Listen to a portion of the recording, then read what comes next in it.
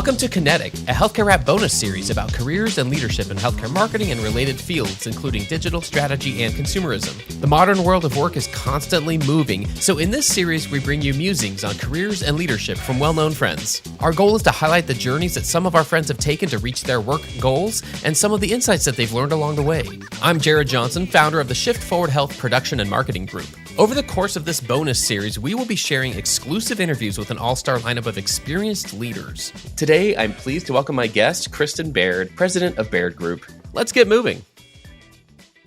Kristin, how are you today? I am great, Jared. It's great to be with you on the show. I'm really looking forward to this because as you and I were preparing to go on the air here, we were just digging into a little bit of the journey that your career has taken, but also some of the observations and lessons that have come up along the way. And maybe a good starting point for us is how you first got into consulting itself. You've been doing this for a number of years, and this industry has really never stayed in the same place, I feel like. So, there's kudos first and foremost just to have been consulting for as long as you have been, but maybe you can take us back to that where you first got into it and share some of the highlights along the way. Yeah, it's been an interesting journey, and it has been a very tortuous path. It has not been a straight line. When I did my master's thesis, I did it on a topic that was just starting to emerge, and that is on customer service in healthcare. So my topic was patient perceptions of quality in clinical settings, right? And so that was in the early 90s, and it kind of opened the doors for me. And what I found was I was still working as VP of Marketing and Business Development for an organization. And when the book came out, it was published by John C. Wiley and the American Hospital Association in collaboration. And I was getting all these inquiries about, could you come and, help us with our customer service in our organization? Now, mind you, this was, by then, the late 90s.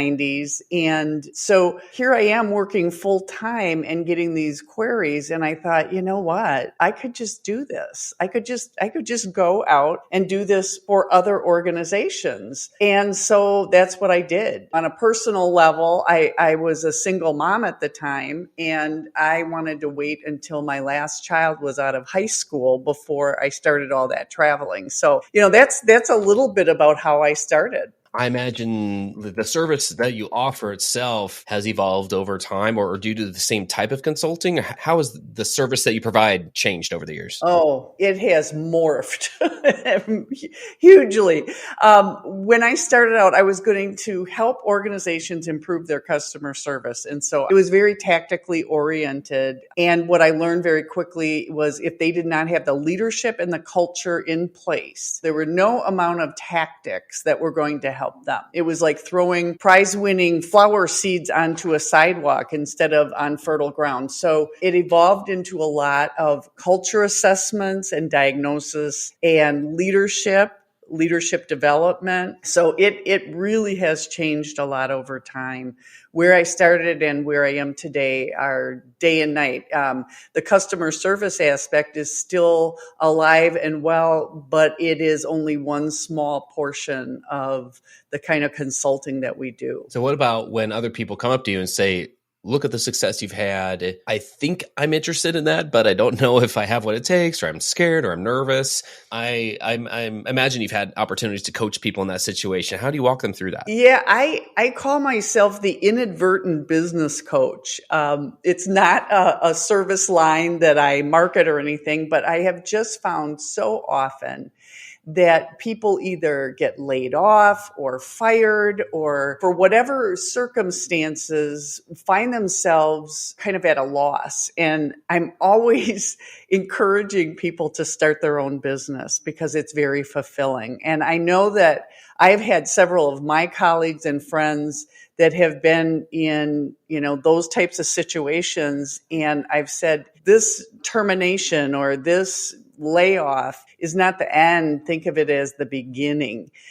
This is the next chapter that you get to write. So I have been that inadvertent business coach, helping people start their own businesses, helping them to think about what's first, second, and third on the list. What should they consider? Do they have the stomach for being an entrepreneur, being a solopreneur. So it's been fun because I've been able to see a lot of different people evolve, going from, oh my God, I just lost my job, to having a thriving consulting business. And it's been a pleasure to see people grow. Can you tell right when somebody comes to you and starts asking you about whether they have some of those things, like that entrepreneurial spirit, like you mentioned? How can you tell or kind of help coach them in the right direction? Well, I can tell you that, I've had people say, I've got to look for a job. I've got to look for a job. And when I say, wait a second, let's talk about what you really want. So we look at things like where they've been, but where would they like to grow? And so there's a lot of questions that I do ask people. When I see somebody who is absolutely immobilized by the thought of not having a regular paycheck, they're probably not going to be a candidate for starting their own business. But if I could talk to them and say, hey, wait a second, what would be your comfort level? How soon do you need to be earning that, what you left off at, that kind of thing. A lot of the panic ensues from not having a regular paycheck. Yeah, or benefits, right? Or benefits package too. Oh, benefits. Oh, absolutely. Yeah, all that does come into play for sure. And it's funny. It's kind of like we're looking back. I mean, that's been my journey twice, building up a consulting practice from zero to something sustainable.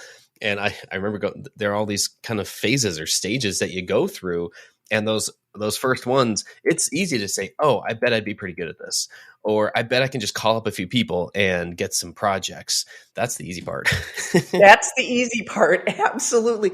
To do what you've been doing and put it out there on the market, that is the easy part, right? Because that stuff inside and out. The relationships are very different. When you're a W-2 employee, you are answering to a boss. And in a consulting relationship, it's a multifaceted relationship where you've got to be the expert, but you also need to be a partner, and you also need to be strong enough to take whatever feedback you're getting, or be able to deliver the kind truth. Because in many cases, you're dealing with organizations, CEOs, executives that maybe have never had anybody give them the kind truth about, when we're diagnosing the problem, maybe the problem is you. And so you have to have the guts and the tact to be able to help people see. I always talk about at my organization, think of us as a magnifying glass, a mirror, and a map. And holding up that mirror is really an important skill for consultants to have. And if you can't do it and be somewhat confident, yeah, it's scary, but you have to be able to deliver the kind truth in order to help a company change. And so that's another thing. To be the expert can be daunting. You might walk in with real imposter syndrome, like, oh my God, are they going to figure out I don't know what I'm talking about? So a lot of people suffer from that. And, just helping people to think through, there's being the expert, but there's running a business around being the expert. Right? Mm-hmm. So you've got to have the legal support. You've got to have the accounting support. You've got to have the marketing support. You've got to have the administrative support. I think I could write a book just on all the different apps I've shared with other consultants, that these are some go-to tools you must have in order to be successful. Seriously, I wish it didn't take me till, I want to say it was like year 7 to find the right tax help for my business.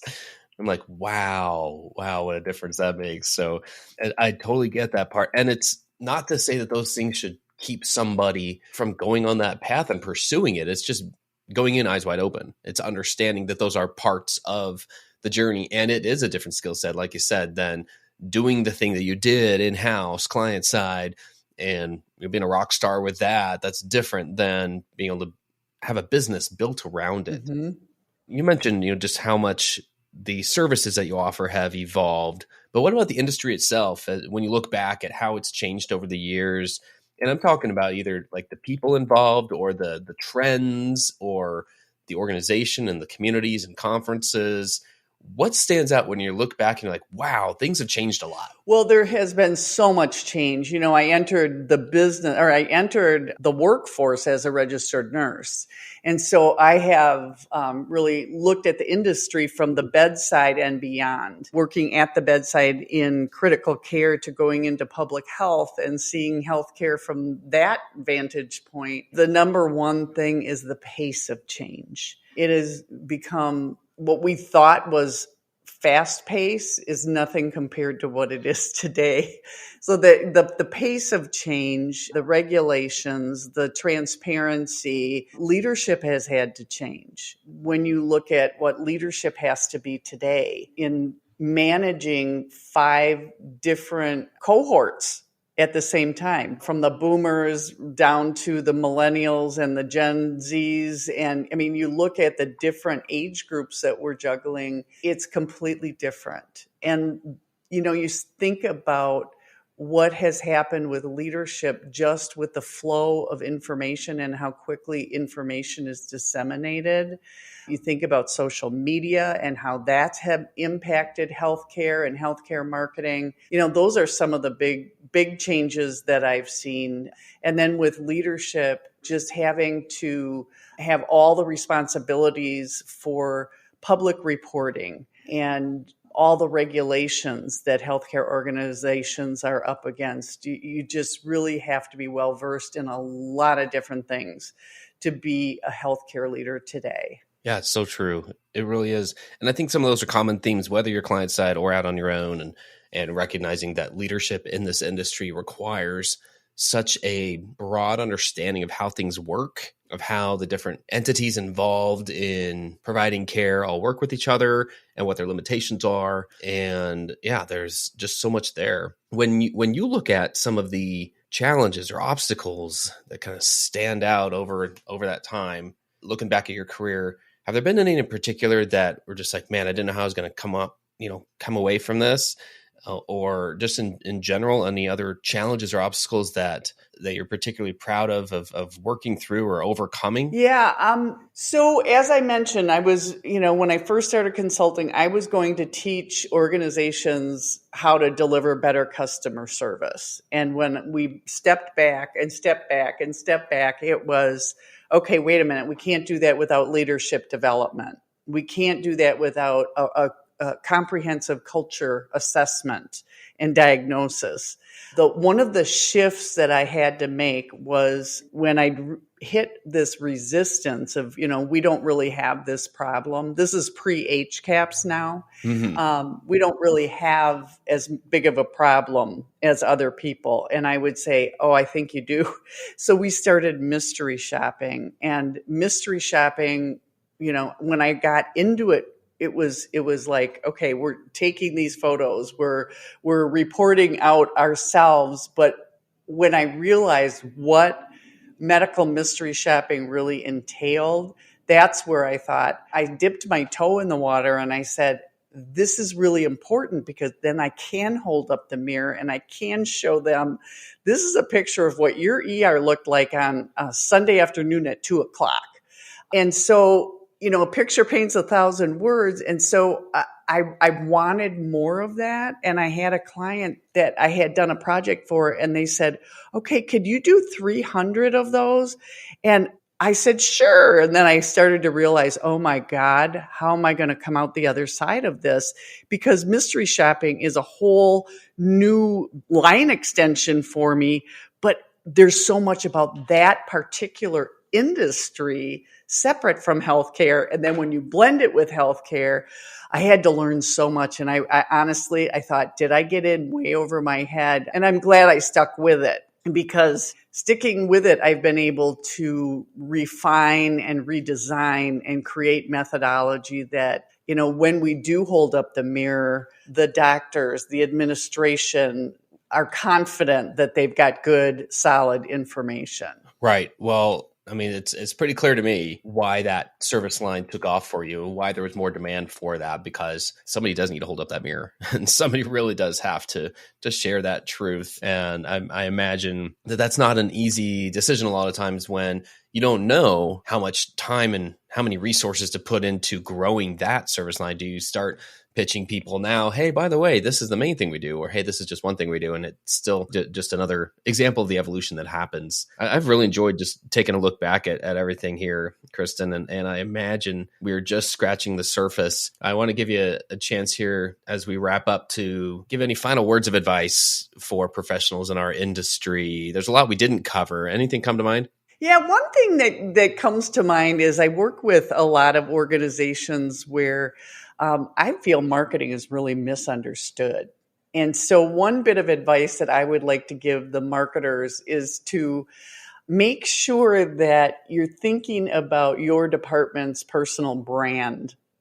Because so often when I'm in healthcare organizations and I talk about let's get marketing to the table when we're talking about patient experience, they look at me like, why would we do that? They're the advertising people. And they don't see that marketing is really the guardians of the brand, that they listen to the voice of the consumer. So one bit of advice is don't forget to raise awareness internally of what marketing does and why it's important to the organization, and help those internal stakeholders to really understand more, because they can be some of your biggest champions, your biggest ambassadors, but they have to first understand what it is that you do.